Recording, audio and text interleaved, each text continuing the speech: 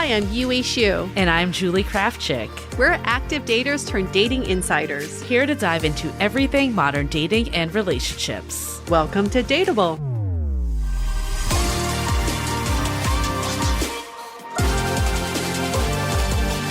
Hello, friends. Welcome back to another episode of DATEABLE. We are doing a duo episode for this one. Special. We always like doing these because we just shoot the shit. In fact, Julie and I were just shooting the shit for 45 minutes before recording this episode. We were like, oh, wait, we have to record today. And we've just used our hour, basically. So we extended because we had to be here.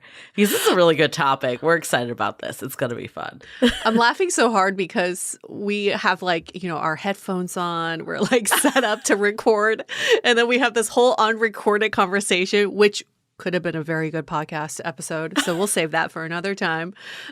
But it is related to, I think our conversation is related to this topic, which is self-trust. How do you build that trust in your own voice, in your own decisions? And then how do you stick to the decisions that you've made in your life?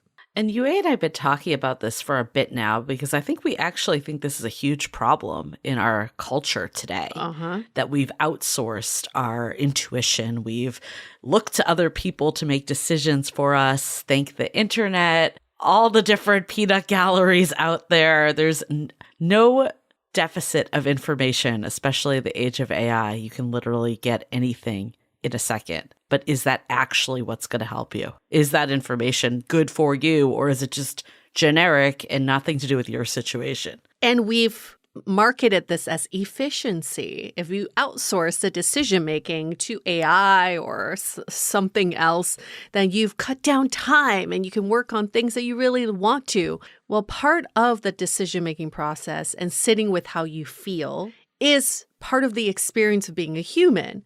And we've removed the human factor out of a lot of this. Because being trustful of yourself is sitting with your feelings.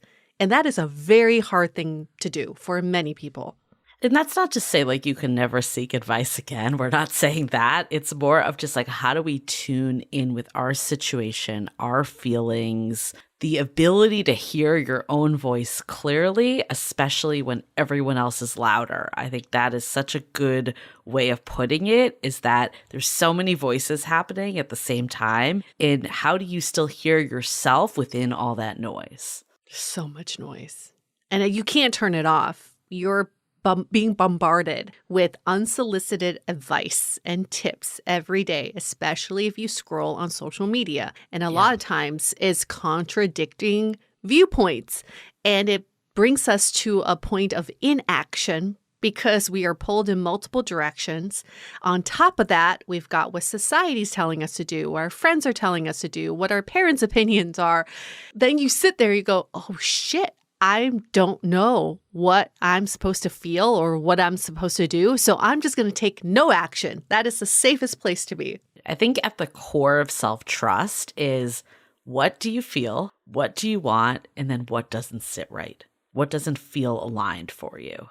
And actually acting on it. Yes. And acting on it with so much conviction that even if your friends pull you in a different direction, the internet says otherwise, or you're afraid of what the outcome could be, none of that could sway you because you trust in the decision and the actions that you've taken. Yeah, and it's not just confidence, because I think you can actually be a confident person and still override yourself. It's more of I listen to myself and I act accordingly, even when it's inconvenient, uncomfortable, or lonely. And I think that's the word we want to focus on. It's lonely, right? Sometimes having that self-trust puts you probably away from the crowd, away from what the majority may be thinking.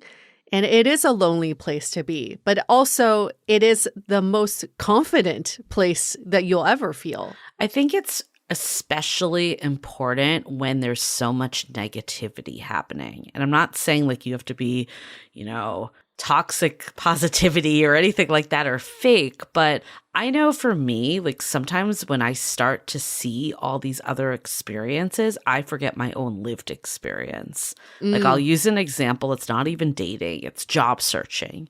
I feel like I'm constantly seeing all these messages and TikToks and LinkedIn posts, which is now the new TikTok, all this stuff that's like, it is impossible to get a job. And yes, the job market is terrible. No one is debating that. But at the same time, that is like a very blanket statement that has nothing to do with your own experience, your own expertise, your own market even. Like there's so many variables, and to just like assume that it's so hard, I might as well throw in the towel. Like, how is that serving you? And I think dating messaging is very similar. And I know for me, like a big part of actually feeling like, okay, I am confident I'm going to meet someone was tuning that out, was removing that noise of like how difficult dating is and how it's the worst and how there's no one good out there. And it's like, yeah, like that all could have an element of truth, but is it actually helping you? And like, how much better is it to look at positive experiences you've had along the way and develop your own point of view based on what you've experienced, not just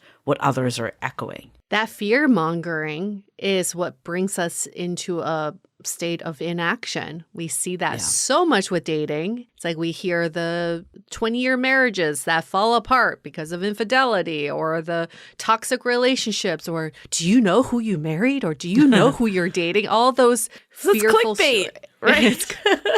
It's clickbait. It's also other people's realities. Yes, there are always stories out there. Those stories wouldn't go viral if they weren't fear-mongering enough, because that's what people want to click on. And at the same time, does that mean what does that mean for you to take action on? Is it to never be in a relationship, never pursue dating? Or is it to say, yes, many things could happen, but I want to go through my own experience? We had a call with a listener recently who was like, oh, I'm so scared to date because I can see 20 years from now how this could be a failed relationship. And we're like, okay, you can go into dating looking at that, or you can go into dating being like, I have 20 years to experience something. And even if it ends badly or we break up, at least I have those 20 years of an experience that I got to do for myself. And it's a unique experience to me. So self-trust to me is one of the biggest dating skills. I think when we think of dating skills, it's like, how do I flirt? How do I set up my profile?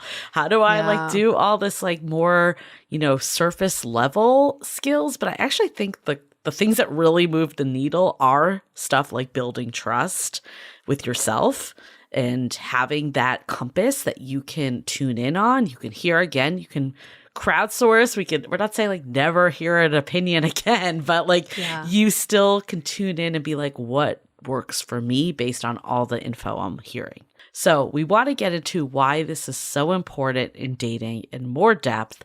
But before we do, let's take a minute to hear from our sponsors. I've been doing a little spring reset with my closet lately, focusing more on quality over quantity, just building a wardrobe of pieces that are well-made, versatile, and easy to reach for every day. And that's why I keep coming back to Quince. The fabrics feel elevated, the fits are thoughtful, and the pricing actually makes sense. Quince makes beautiful everyday pieces using premium materials like 100% European linen, organic cotton, and super soft denim, with styles starting at just $50. So I've been on the hunt for the perfect pair of jeans. I don't want them to be skinny jeans, but I don't want them to be too wide-legged either. And let me tell you, I found the perfect pair at Quince. Their Bella Stretch Relaxed Straight jeans fit me like a glove. I look damn good in them, and they feel so comfortable and soft. They're my go-to jeans now. Refresh your spring wardrobe with Quince. Go to quince.com/dateable for free shipping and 365-day returns. Now available in Canada too. Go to quince.com/dateable for free shipping and 365-day returns. Quince.com/dateable. Okay, so self-trust in dating. Why is this so important? Because if you don't trust yourself, you're never going to trust anybody else. Ooh. It's always going to be a question. And I experienced this firsthand after experiencing infidelity from my ex. Was the question everybody always asks, how are you going to trust someone else again? Well, guess what? I can't. I can confidently say, I don't trust other people, but I trust myself. And that's all that matters. It is the only thing that grounds me in getting through what I went through with that breakup. But if I didn't have that self-trust, I probably would never date again. Right. And it's the only constant you'll ever have is yourself anyways. Yeah. So there's that. I think modern dating in general, it really does test us. Like, it's not just about compatibility. It's like, how quickly can I abandon myself when things are uncertain? Yes. And that test is why this skill is so important because, you know, there's so many moments of ambiguity and things that are not clear in dating. Like, pretty much like navigating ambiguity, I think, is one of actually the biggest hurdles in dating. I know is one of my biggest struggles of just like that period of like not knowing what's happening. And that is when all the stories start to happen. You start to spiral. You start to really think of like all these different things that could happen that aren't even happening. And that's when you start crowdsourcing. Yep. And then the more you crowdsource, the farther you get from yourself. I had this crazy dream several weeks ago, and this one line just kept sticking with me. And the line was, the closer you get to something will bring you farther from something else. And I think about that a lot. And I can't believe that was in my dream because it is sort of similar to this. The closer I am to other people's opinions and all the noise out there, the farther I am to myself. So in order to get closer to myself, I have to get farther away from all that noise. And that noise sometimes can look very different than what you think it is. It's not just negativity, but it could also look like it's care. It's someone being thoughtful. It's someone trying to give you advice, warning you of the things that they've been through. So, of course, it's hard to get away from that because you're like, no, this person wants to tell me this because they genuinely care about my well-being. I just think of the episode we did with Alana Dunn, who's another dating podcaster. She talked about how, you know, the typical scenario where she had a date planned with her now husband and there wasn't a confirmation of plans. Yeah. At that point, it was like 12 o'clock. She didn't know where they were going, what time they were meeting. It was kind of vague. But they did have the date planned. And she sent that group text, as many of us do, asking, like, what should I do? Should I text him? Should I just bail? Like, all the stuff. And got all these different opinions. Like, conflicting opinions. She probably did some Google searches. She probably listened to TikTok experts, like, all the things, right? And she said, like, a lot of her friends were just like, whatever you do, do not text him. Do not be the one to confirm the plan. And then other people are like, you should just cancel now, like have your dignity, all this stuff. But she did tune into herself and was like, I feel like for me, I'd rather just reach out and just get my answer and confirm or learn it's not happening. And it's still not like that early in the day. Like, it's not like it's like 4:30 and we're supposed to meet at like 7, right? There's still some hours. So she sent the text to him and he's like, oh yeah, like we're on for tonight. Like, you know, in his head, it was happening. And they set the plan, they went out and now they're married. And if she hadn't done that, like she could have missed out on this person that, you know, especially in this stage of dating, like it's not even like they're like an indication of someone's character. Like people just have different ways of like approaching things. Like you could be having a busy morning and that's why you haven't texted yet. Like there's just so many unknowns and we make these like generalizations based on all the stuff we've heard that kind of like tries to self-protect us, but it doesn't always. In fact, it actually limits us. And we hear these stories all the time, right? Yeah. We've also experienced it for ourselves. I've definitely been in a situation like that where, you know, things are going well. Like in my heart, I feel like things are going well. Yet my friends are saying, if he wanted to, he would do this. If this person was genuine about you, then this action would be taken. And then it puts all these doubts in my mind and I end up not trusting my intuition. And the next time something like this happens again, I abandon my intuition and then start trusting all the other noises. And then you're led astray. Like you could possibly be walking away from something great. So hearing these stories, this is actually a good noise to have from Alana Dunn, is to trust what you're feeling in the moment of getting answers. And getting answers is a huge part of trusting yourself. So I could hear people saying, well, what if I don't trust myself? What if I've had a slew of relationships that haven't worked out, or I've been wrong about people before? And I do think that is why we tend to outsource, because we feel like we can't trust ourselves. Yeah. So do you have any thoughts? Like, what would you say to those people that are like, what if I don't have that self-trust? I mean, obviously we're going to get into how to build it, but just like high level of like, what happens when I do feel like other people know better than I do? Yeah. And I think that's very valid. And sometimes we do make mistakes, and sometimes we do make the wrong decisions. But the trust is not in the decisions or the actions you're taking in the moment. The trust comes from, how do you bounce back from it? How do you learn from it? So I would sit with myself and ask, okay, let's go through all of the times that I've taken an action that now I don't think was the right action. And then analyze like what I would have done differently, knowing what I know today. And then take that knowledge into the next moment. Young Pueblo always says this: your reality is not based on what you're doing in this moment of reaction. It's your pause and the action after the pause. That's your reality, and that's your learned experience. I love that. I think too, it's like when you're straying from what you want to do. Like when you feel like you actually have an opinion of what you want to do, what action you want to take, what you believe, and then you're moving it along to other people. I actually think it's better in a way to listen to yourself, but then it doesn't mean like you're like, okay, I listened to myself and I made the right decision. It's having room to be like, actually, maybe this isn't reality. Maybe I was banking on potential and I wasn't looking at the right factors. And I think it's making decisions, but getting out of decisions just as quickly, but staying true to how you're feeling, not all the stuff that you're hearing. And it's important to note here as well is that it's also trust yourself to be in the I don't know. Yeah. And I think that's why we lose self-trust sometimes, because we feel like, oh, I don't have enough conviction to say yes or no. It's not a fuck yes or a fuck no. You know, like we feel like we have to feel like if I know this is the one, I should feel it. Or if this is wrong, I should feel it. Sometimes you're in the I don't know, and you got to lean into that and trust yourself that you're in the experimental, exploratory, discovery phase of getting to a yes or no, but also give yourself the space to be in the I don't know. I think the reality is that most decisions, at least in early dating, I'm not going to go into like long-term relationships because those could actually be more like long-term effects.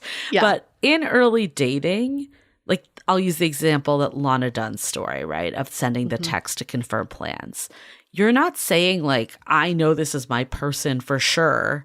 Yeah. All you're doing is saying, I feel like I should just send the text, and I'm going to send the text and see how they respond. Yeah. All that is doing is taking an action, and then you're seeing the response from there.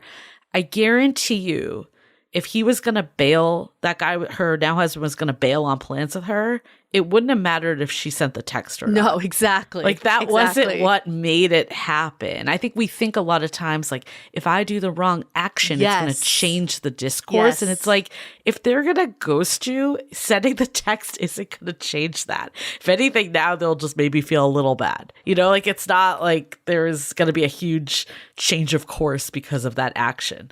Or we're afraid of how we're being perceived. Am I being too needy? Am I being too thirsty by sending the text?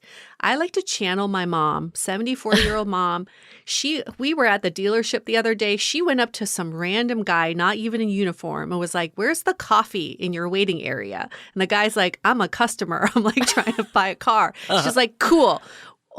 Goes up to the next person, you know? And I was like, "Mom, that guy clearly was not a staff person." She's like, "I don't care. I'm old. I just want to get answers. And if someone can give me an answer, great. If they can't, I move on." And I'm like, That is amazing. And she goes, you know what? The best thing about being old is that you don't give a fuck how you're being perceived. And I was like, damn, Mom, I'm gonna channel you. I was like getting all embarrassed. I'm like, oh my God, this guy just got asked for like directions to coffee. Yeah. She's like, I don't give a shit. He didn't have the answer. Like that shouldn't bother him. I don't care how I'm being perceived. So I think we could channel our older versions, right? Who cares how you're being perceived? You're just getting the answers that you're looking for. That's what's serving you. Okay, this story I'm going to share has nothing to do with dating, but I'll make it quick. Please. But this is an example. So the other day, my heater in my apartment was making like a lot of noise. Like it wasn't the right, I don't know, it felt different to me, right? And my partner was just like, oh, like it'll be fine, no big deal. And I'm like, no, it's not right. Like there's something wrong. The building manager's like, no, this is what I hear. And I'm like, no, there's something wrong with it. I've lived here for 5 years now. This is not correct. And then I stayed with it. I could have easily been like, oh, I don't want to be a bother. I don't want to like, all these people are telling me I'm wrong. Like I must be wrong. And then lo and behold, the plumber comes, they find an issue with the whole machine. Like there was an issue that they found that requires a part. And then when that part is there, this will go away. And I'm like, what if no one said anything? And my partner was like, I'm glad you said something because no one may have said anything. And then we would have all been living with this annoying fucking noise for years, right? Yes. And it's like in my heart, I'm like, I know something is wrong. Like this is not the way it's supposed to be. That has many parallels to dating because a lot of times we sacrifice our own needs and we torture ourselves in order to save face or in order to be perceived in a way that we want to be perceived, right? It's like in this case, you don't want to come off like, oh, this is such a big deal or making a fuss. But you're a tenant in this building. You paid for your place. Like you have every right to make sure it is a comfortable living space. Same with dating. You have every right to feel safe, to feel wanted, to feel desired, to feel connected with the person you're dating. If you're feeling anything is off or that you have to sacrifice a part of who you are, then seek the answers or seek action to resolve those. Because why should you hurt yourself or sacrifice yourself in order to, to not ruffle any feathers? It doesn't, that's never going to do you any good. Then you end up with a broken heater or even worse, a busted heater that explodes. I don't know. There could be lots of worse things out there. Or you sit like I was for the last week, just freaking driving myself insane, listening to this noise. And that is a parallel to dating. It's like if you don't take action, it's not like it just goes away. It just replays in your head over and over again. So I actually think one of the biggest detriments to not having self-trust and listening to yourself and doing something with it is this constant loop of analysis paralysis that is disguised as effort and that we just don't move from it. And even in your example, again, is you normalize the noise and you go, oh, this is normal. This is fine. I should just get over it. I should be okay. I should be more tolerant. And the next apartment you get into and there's a noise, you're like, it's fine. This is normal. Then you start normalizing the problems. Yeah. I was like, please do not gaslight me. I know this is not the way it's supposed to be. Damn it. Okay. Well, enough about the heater. But So we kind of touched on this at the beginning. But we talked about why do we think there's such a lack of self-trust nowadays? And I mean, I think the biggest thing is, again, the internet, the world that we live in, that we've really replaced intuition with crowdsourcing and that we have this overexposure to other people's opinions. Like we don't sit with our feelings. We ask the group chat, we search Reddit, we pull TikTok, we prompt AI, all the different things that we can do that's so much easier than sitting with ourselves. And I fear it's only getting worse with AI because I can even see this in myself. Instead of going to my thought first, I'm like, what does ChatGPT think? And that to me is a really dangerous place. And that's exactly, we're not choosing to do the hard thing, which is to search for the answers within us.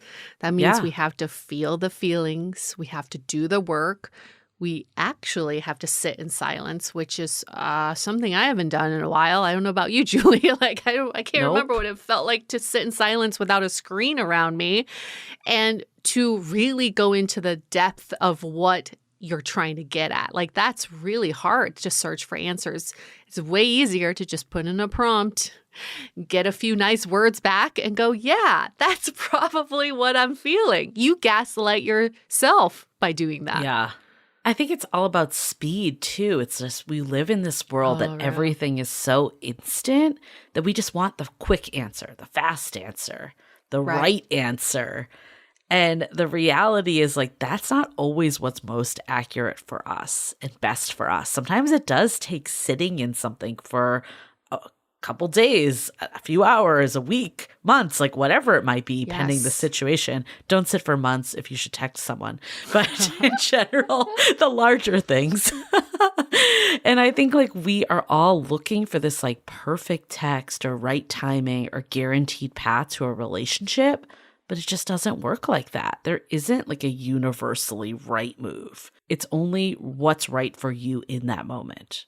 Yeah, there's no hack to any of this. But I get that we think there might be. And we're doing this all backwards. We have a question. Instead of coming to our own intuition, we outsource it. And then we circle back. And then we dictate to ourselves what we should be feeling or what we should be doing. It's all backwards right now because to us, this is a more efficient way to do things and you can make decisions so much faster. But then you learn absolutely nothing from any of this, right? And then you just move on to the next thing, to the next thing. We have such short attention spans with content. We have even shorter attention spans with ourselves.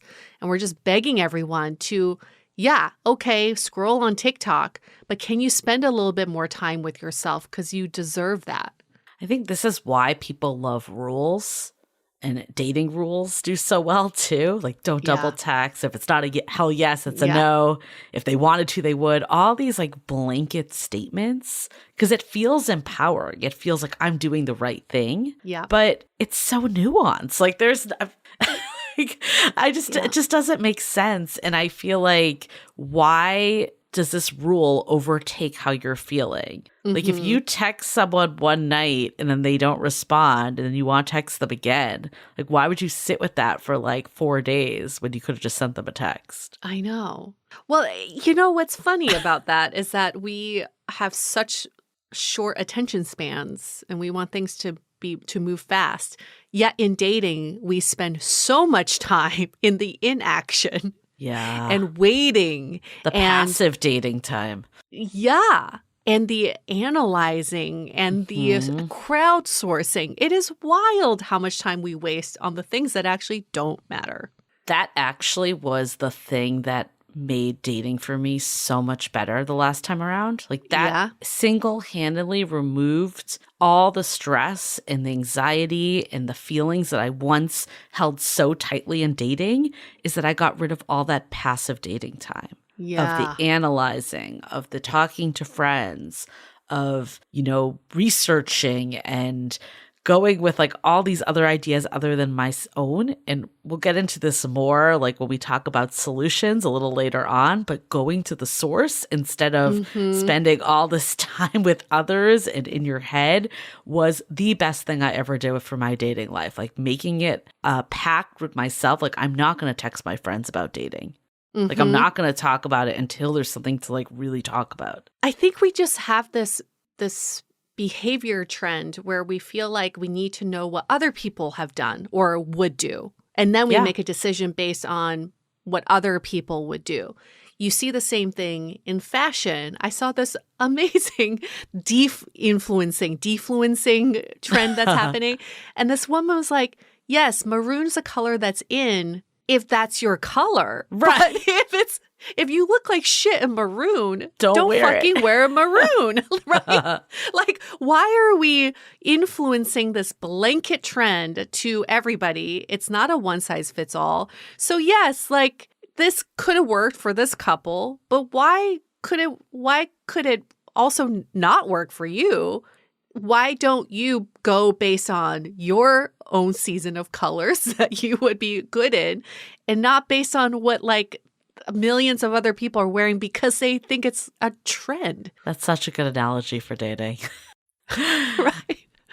I want to go into this even further, but before we do, let's take a minute to hear from our sponsors. I think at the core of it, like the internet profits off of your doubt. Mm-hmm. Healthy, grounded dating advice doesn't go viral. It's like these blanket statements, men are trash, women are impossible, dating is hopeless. Like that's the stuff that drives clicks and negativity performs and certainty performs. Yeah, because misery loves company. And the internet wants to feed you as much misery as possible. You know how we should all date on a first date? Just have someone show you their algorithm. Oh my God. Hand over your Instagram and show me your Discover page. This was actually an SNL skit. Did you see it the other day? No, I didn't. That's amazing. It's women and their boyfriends and husbands are on the dinner table, and the girls are like, let's play a game of showing each other what's in our Discovery page.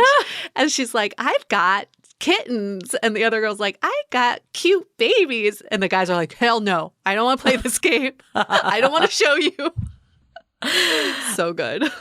I think though when we're fed content that feeds into this type of stuff, though, it really makes us question our judgment. Totally. Yes. And the scanning for red flags and like turning dating into a problem that feels like we need to solve. Like it feels like dating has become this problem instead of just an experience. And I think that's why dating has gotten harder. Like in the past, it was like we went on dates, we had fun, maybe we got our heart broken, but they were all experiences. They weren't like, let me logically like find the right answer and hack dating and figure out the right way to do it, because there is no right way to do it. Because we're constantly looking for an explanation. And that's what the internet was. The age of information, invented for, right? To explain something. Yes, it can explain science. It can explain why ice is cold. But it cannot explain your feelings and your connection to someone. But that's what we're trying to do, is make the science out of dating so that we can explain everything that is happening. And I see the same with my algorithm, which is all perimenopause, right? I'm in this like perimenopause sphere, and everything's explaining what I'm feeling. Some of it I feel like, oh, okay, that is helpful. Yeah. Other things are like, are you having mood swings? It's perimenopause. Are you feeling tired and lethargic? It's probably perimenopause. I'm like, I don't need an explanation of that being perimenopause. If if I feel lethargic, then I need to figure out, like, is it my sleep or is it right? It's not like, let's stop looking for this blanket explanation for how we're feeling, because if we're feeling terrible, like you said, Julie, get to the source, not to what everybody else is experiencing. So I think what you bring up is actually a good point, though, too, of like, it's not that information is bad. You know, like we are living in an age of information where everything is explained, but at the core of it, there's also a flip side that's very positive, right? We don't feel as alone in our experiences. We understand why things are happening. I think back in the day of dating, there was a lot of like, I don't know why this is going on. And now at least there's like terms for it. We talked about this a lot in our like what changed in 10 years since we started this podcast episode. There's more explanation now, and there's nothing inherently wrong with that. In fact, it's very helpful. But I think where it becomes problematic is when you can't decipher what's helpful for you. And like your example with the perimenopause, it's like, oh, it actually is helpful to get this information because it's something I'm dealing with. But like this one's helpful, but this one's not. Yes. This is something, but you need that self-trust to even be able to discern what's helpful. And I think of like AI too, right? Like a lot of roles, it's like larger than dating, but a lot of roles are going to be like, okay, now if we're using AI, do you have discernment? Do you have like the expertise to know that this is like the right information that they're giving back? And if you don't know what that information is, you just believe everything and have a bunch of different algorithms telling you different things. I know. And I'm so scared. That's where we're headed. Yeah. There's people going to dinner and asking ChatGPT what they should order. Like, oh, how are you feeling? Like, what are you in the mood for? Well, ChatGPT knows me better. That's a really scary place to be. I think having someone to, yes, you can ask ChatGPT for some of their top recommendations, and you can say, well, for me, I'm feeling this steak tonight because that's what my body's telling me. That's a little different than having the world dictate for you. Well, to the food example, I think this one is like, this is where I see the balance. For me, I like looking up on Yelp what the dishes are that they're known for, the restaurant, because I don't want to miss out. I don't want to go to this great restaurant and order the wrong thing. Exactly. But then there also needs to be a point of being like, okay, they're saying that their prime dish is a pork chop, but I don't really like pork. I'm not going to order it. You know, like, even if it's the thing, right? If you like it or you are semi into it, maybe it's worth it. But yeah, like having that like level of, okay, this is helping me to understand, but I'm also going to use my perspective, my likes and dislikes, and my point of view and how I operate to complement that. And also look at who is writing the review and recommendation. We don't do this enough. This is actually what Julie and I were talking about before we started recording this, is we just take people's advice and their knowledge as fact, but we don't look into their background or their credentials. For example, when I look at these Yelp reviews, if it's for a Chinese restaurant and the reviewer is some white guy named Mike Jones saying, I went to China once and this is on par with what I had in China, I go, no thanks. I'm not going to be ordering the sweet and sour chicken or whatever that you wanted. So let's also look at who the source of the advice is. Yeah, my partner always says that. He's always like, you don't know these people's taste. Right, it's true.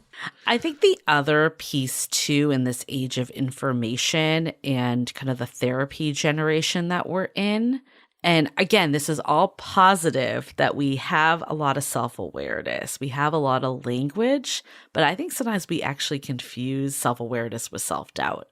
Like, for instance, if something feels off, we tend to like go to like, is this my anxious attachment? Is it my inner child wound? Am I self-sabotaging? Like all these things, instead of just being like, this doesn't feel right. Something is wrong. Like we always want an explanation. And it's obviously easier to like maybe look internally to at least how we're showing up. And again, not saying don't take accountability, don't be self-aware. All of these are great things. But we also need to have this self-trust that it's like, I actually just don't feel like this is right. Like this doesn't feel good. I go through that on a daily basis with my Aura ring. I will wake up and be like, you crushed that sleep. Your sleep score is 100. And I feel like shit. I'm like, why? Should I feel really amazing right now? Right? So it's like something is telling me I should feel a certain way, but I have to listen to my body and I have to listen to how I am feeling in the moment. And I don't feel like my sleep score is 100. Sorry. And again, like all valuable, like self-awareness is super valuable. But I think dating culture is full of inconsistent behavior and mixed signals. So when people are hot and cold or vague or non-committal, like you can actually feel unstable and you start questioning these interpretations. And you might think, am I overreacting? But maybe you're not. Maybe it's just not right. And it says more about the other person than it says about you. Yes. And we have to feel the same way about other people too. Because we could, especially in relationships, well, my partner is overreacting or they don't really feel this way.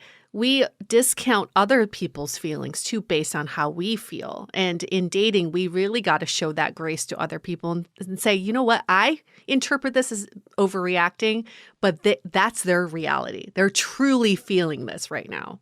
And you said this earlier, but I think at the core of it is like we really need to sit with ourselves.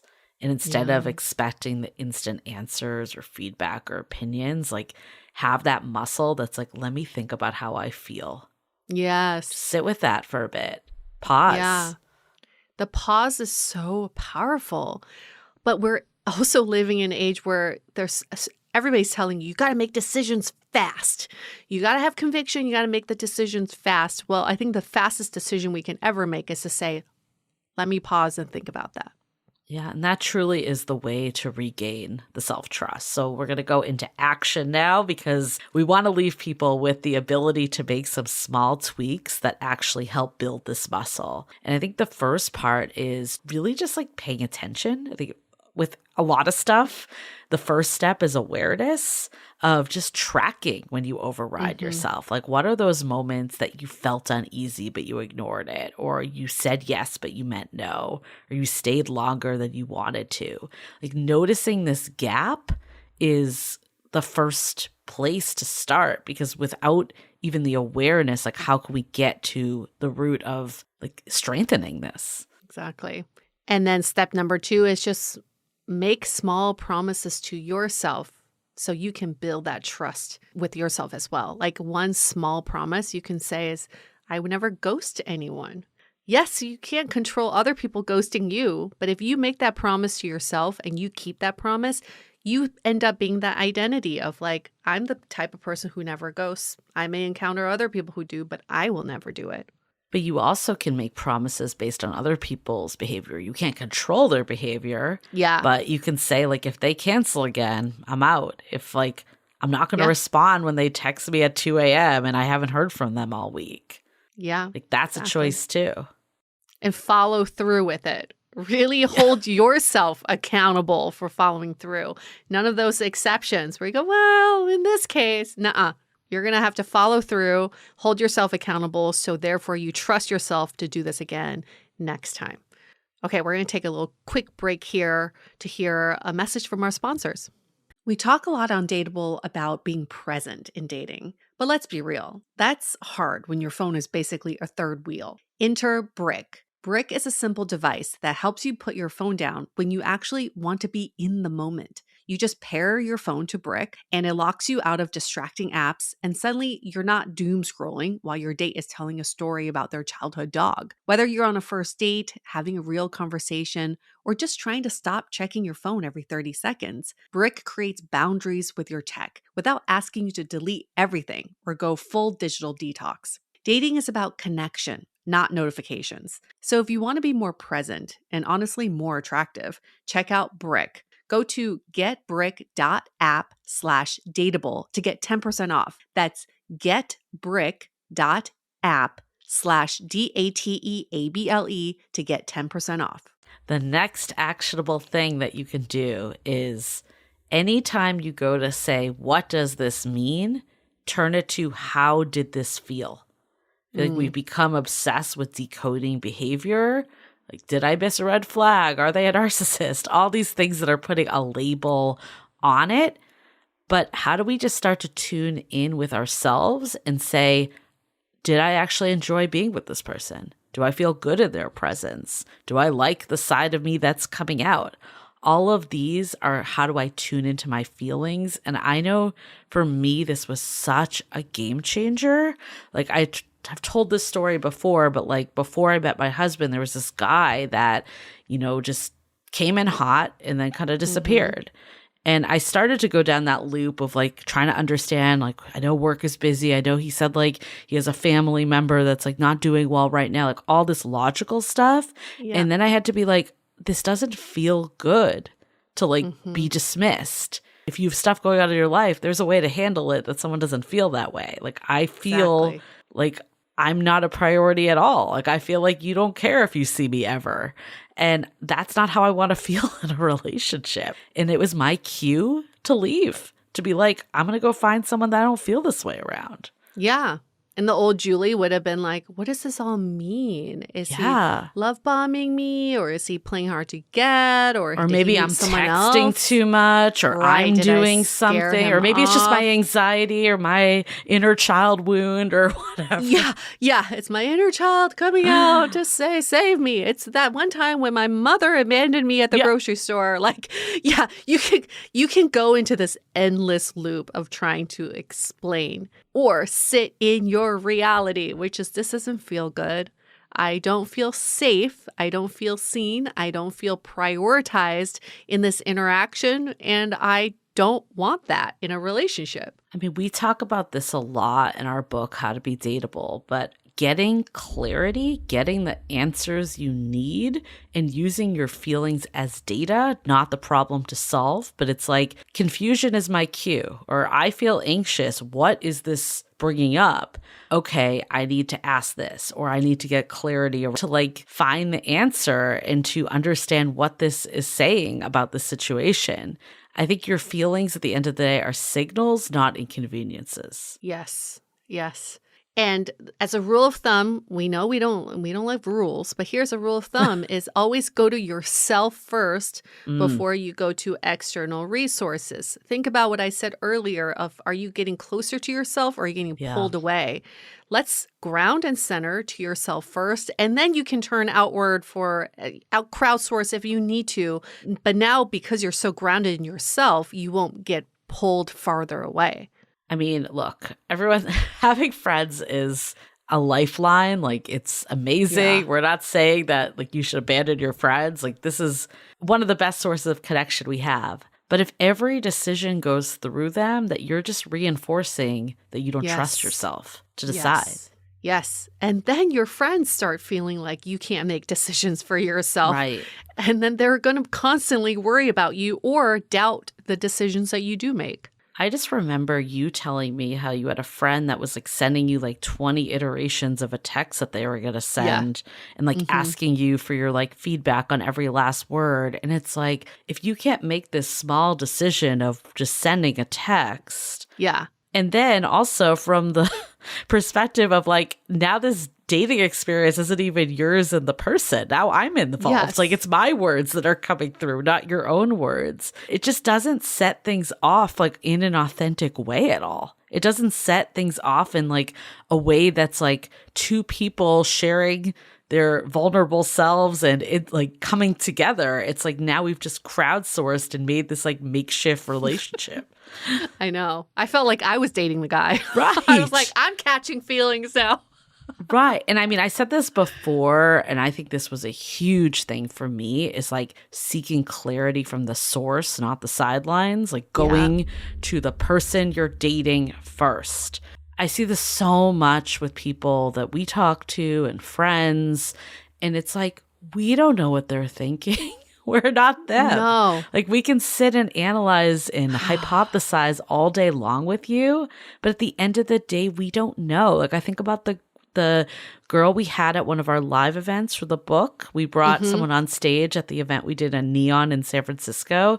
And it was like this whole saga around like, does this guy like me? Like, they asked me out, but then I haven't heard from them. They tried to kiss me, but you know, nothing's happened. And we're like, text them. We have no idea. Your friends don't know. We don't know. No one knows except for them. And this to me was one of the most liberating things. Because again, it got that passive dating time kills you. Like how many hours you're in your head and doing things that aren't even around connecting with another person. In fact, it's disconnecting. Getting rid of those passive hours freed me. It allowed me to live my life and do other things that had nothing to do with dating. Absolutely. And no deficit to dating because it doesn't actually help you. No. And always think about like only involve the people who would eventually be in this relationship with you. That's it. That's it. If you're poly, sure, let's get all the people, all the characters in line. But if you're trying to be in a monogamous relationship involving your friends, you're just actually making this into a triad, which is very complicated. And again, we're not saying like never talk to your friends again, never seek advice, but always start with your own self. Yes. What is it that I want and feel? And then if there's another person involved, getting their perspective, and then you can go. Because at least then you have like a fuller picture, right? Yes. Like if you're just like missing information, like if you're going to friends or even a therapist and you have no compass of how you're feeling or what the other person is thinking, like what are you even talking about with them? Yes, exactly. And what you can start doing today, this is what we want you to take action on, is start building that self-trust library. Start noticing and doing all the behaviors that would build self-trust, like seeking answers, asking for clarity, sending that text, taking the risk, actually asking the question that you were afraid to ask. Start taking inventory, write down that list, because your mind has to build up and see the evidence of this library to build up that trust with yourself. And when your library is overflowing, you're automatically going to go to your intuition first. It doesn't even have to be intentional anymore. And the key is not abandoning yourself when it doesn't go your way. You might not get the answer you're looking for, but that's still a good thing. You got an answer. Yes. Like, I think, again, it goes back to, like, if they're going to ghost you, they're going to ghost you. It's not sending the text that makes them ghost you, but you could spend 3 weeks wondering if they're going to ghost you or not, or you could send the text, not hear from them, and now you have your today. Answer and move on to someone else. And that is the secret to dating. It's not just finding all these new people. It's removing people that aren't fit and working, because you have limited time on this planet. You have limited bandwidth. You've limited brain space. Why devote it to all these people that, like, end up being nothing? Like, these maybes, this roster of maybes, like, we don't need them. We don't need them. And we always say, don't be afraid to scare away the wrong people. Right. The wrong people, sure, will think maybe you're being too needy or you're doing too much of this. Great. Get out of line. Make space for someone else. I think at the core of it, there is no perfect text. There's no perfect timing. There's no perfect decision or no perfect answer even. But there are aligned versus misaligned choices. So I think that's the shift. Is it right to send the text? It's not right or wrong. Does it feel good, aligned to you? Is that something that you want to do, that you feel like you like do in other parts of your life? Then send the text. You know, like, you don't have to find the, like, code for dating.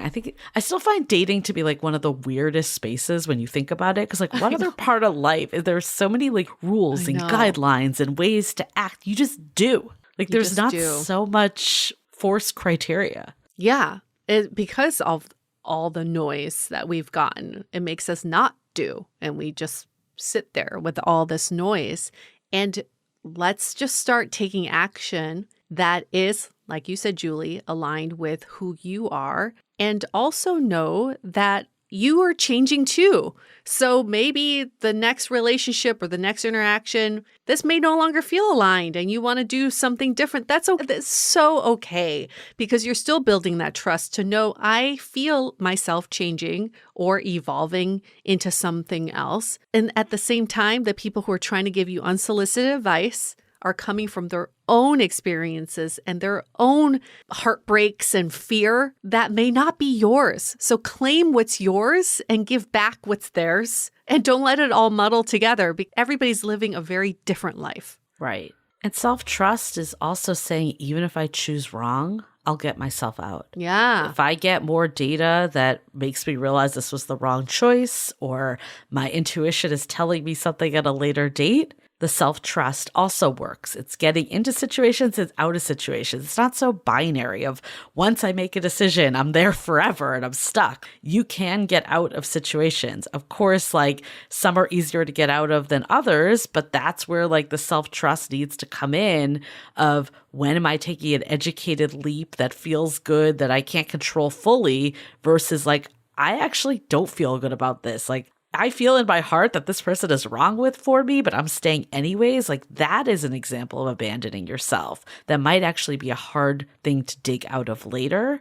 But again, if you're not, like, if you're feeling like this feels right for me and it's not, and then 10 years down the line, they cheat or do something terrible, like, have some self-compassion too, because, like, you could only control so much. Like, you can't predict the future. All you can do is work with the information you have at that point and have the self-trust that you'll recover at that point. Exactly.